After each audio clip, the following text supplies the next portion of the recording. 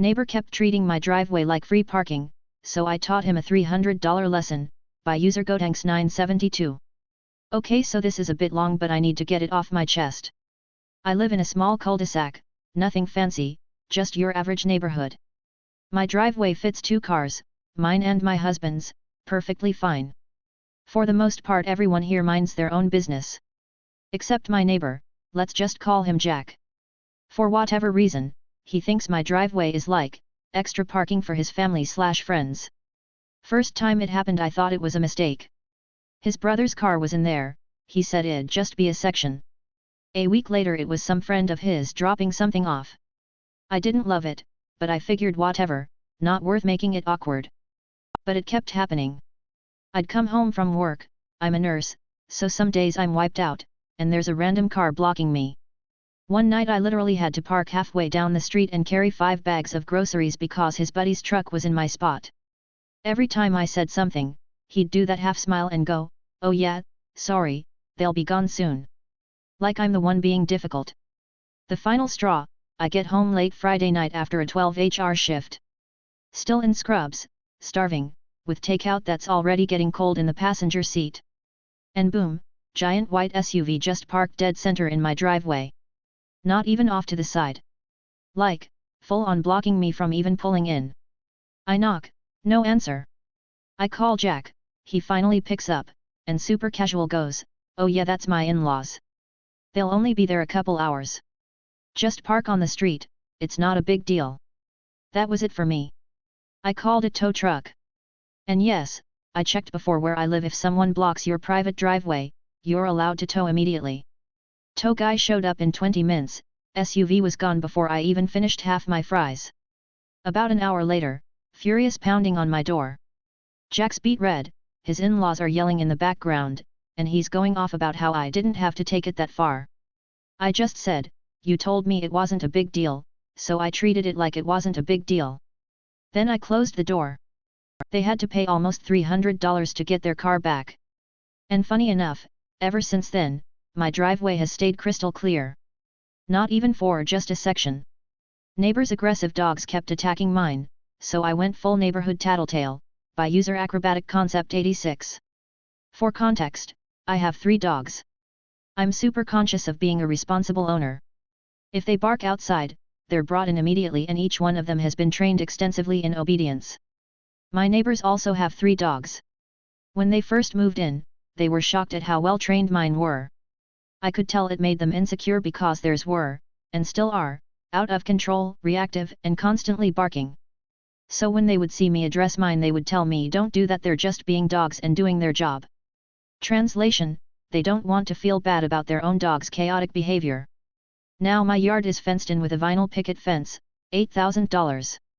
They built their fence using mine as the 4th wall, which wasn't an issue, until one of their dogs started repeatedly trying to break through my fence to attack mine. I went above and beyond to avoid conflict and installed privacy backing on my fence and planted 15 boxwoods, $1,000 more, in an attempt to block the view so their dog wouldn't go berserk. Neighbor's husband literally mocked me saying, "That's not gonna work, they'll still hear each other." Spoiler, he was right. So after the extra financial investment and labor-intensive work of planting the bushes didn't work, I sent a polite, carefully worded text and asked that they prevent their dog from attacking my fence, as I was concerned it was gonna eventually break, offered solutions, emphasized safety and said I still wanted to maintain good rapport with one another. Their response? Play the victim and blame my dogs. Then I started getting unhinged texts from the wife about how my message ruined her week and how stressful this is for them and how I owed her an apology. Eventually, they put up a 6 privacy fence attached to mine, illegal height, but whatever, since they now hate me I'd prefer not seeing them, hence why I didn't report it to the town. Problem solved, right? Nope. They started letting their dogs off leash in the unfenced areas. I ended up getting security cameras installed, and thank God I did, because I caught everything on video, the same dog trying to break through my fence to attack my dogs, their other 2 running into my garden, and all of them running at large in the street where people walk constantly. After they started cursing me out when their dog tried attacking mine, I got the police involved, which infuriated her. The lieutenant himself told me to keep sending every clip and he'd find them every single time. He was genuinely concerned about safety in the neighborhood after seeing my footage. Now for the petty revenge. Tonight, I caught them on camera walking their dog in the wildlife refuge across the street. Dog poops. They don't pick it up. My neighborhood has a FB group where people constantly complain about mystery poop. So this time, instead of ignoring it, I sent the video to our community leader. He told me to post it publicly and also asked that I email every resident about their behavior. Done. Now the entire neighborhood knows they're the scumbags who let their dogs off leash. Have an aggressive dog trying to attack others. Don't pick up after them. People even commented they've stopped walking on our block because they felt unsafe, and others said they always wondered who was leaving the piles all over. Even better, our community leader also personally went over to shame them and said he'd bring it up with the cops too. Power in numbers, baby. So tonight, instead of me being frustrated, they got called out publicly, shamed privately, and will likely get fined again soon. And I got to sit back knowing every single word I said was backed by video evidence with no way for them to spin it. Don't get your panties in a twist. I'll be gone in 5 minutes anyway, by user Shuritas Grand. The year is 2001. It's 8 AM and I'm late to the first class of the day with a professor that hates my guts. The pressure is real and I am getting my student shitbox car out of the underground garage only to find the exit blocked by a black Nissan X-Trail. Based on the pristine condition of its paint, the poor thing had most likely never left town, and the worst obstacle it had surmounted was the curb it was now proudly blocking. Out of the vehicle steps out a creature the locals, this is south of France, call a cagole. For those of you too lazy to look it up, picture bleached blonde hair with a solid 5 cm of dark roots showing, skin so tanned it looks like leather, a wide-open mouth full of chewing gum with a Gauloise Corporal cigarette somehow precariously stuck in the corner of her mouth. Granted, I could have reacted more politely, but a combination of stress, sleeplessness, and general frustration to the fact that it was the third time in 5 days that somebody had decided to ignore the big underground parking door studded with 3 no parking signs got the better of me, and I honked and yelled, asking her to move her car. Now. Please. Thank you.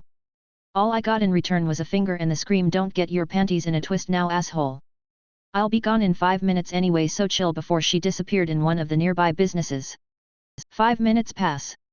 No sign of the cagole. 5 more minutes. Nothing. Another 5. Surprisingly enough, still nothing. At this point, I am guaranteed to miss the start of my class and am already looking forward to the stern and condescending scolding of the professor. I am delighted. My mood is improving by leaps and bounds, and I resign myself to the obvious. The lady is not coming back anytime soon, and my only 2 choices left are either to somehow convince her to move her car or get it towed away.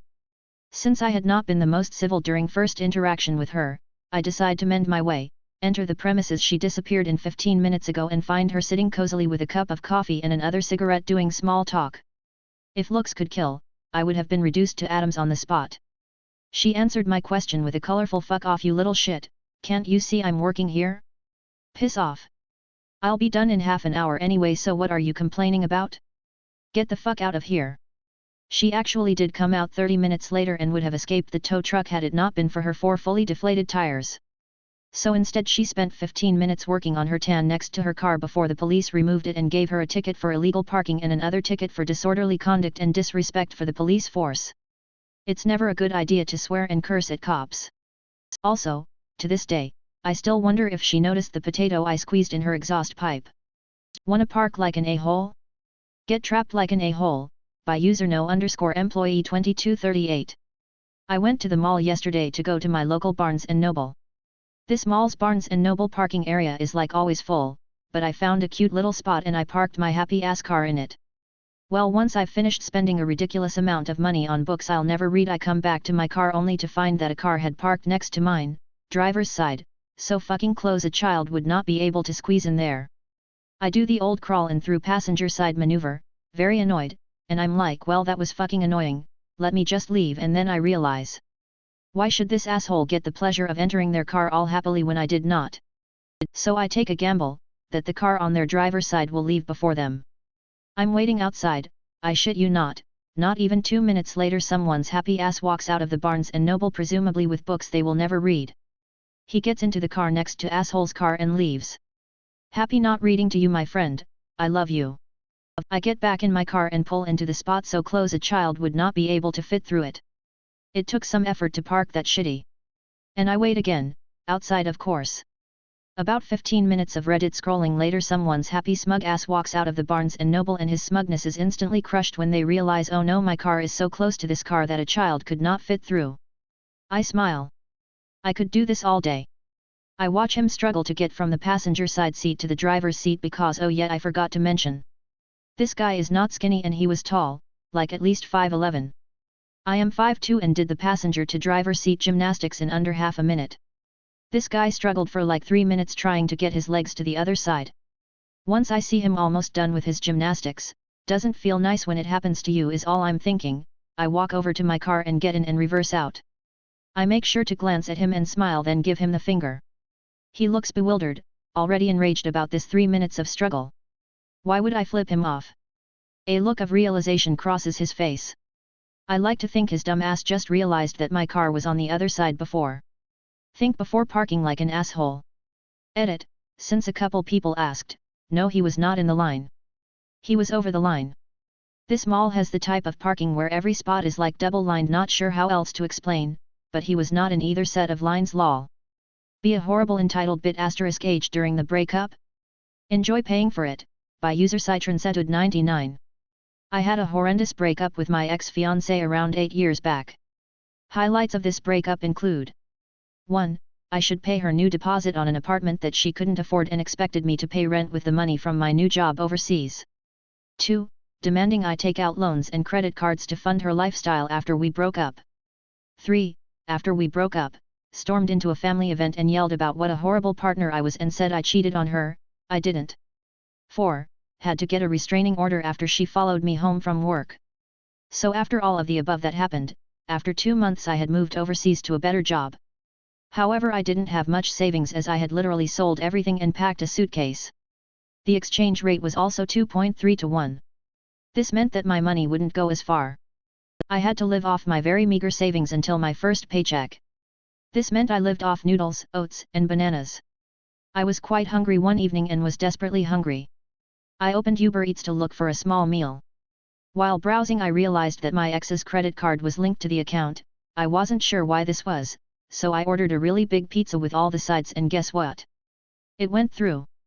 I did this for the 2 weeks before my first paycheck came through. I did this for another 2 weeks when the card stopped working. TLDR, enjoyed my food. It was delicious.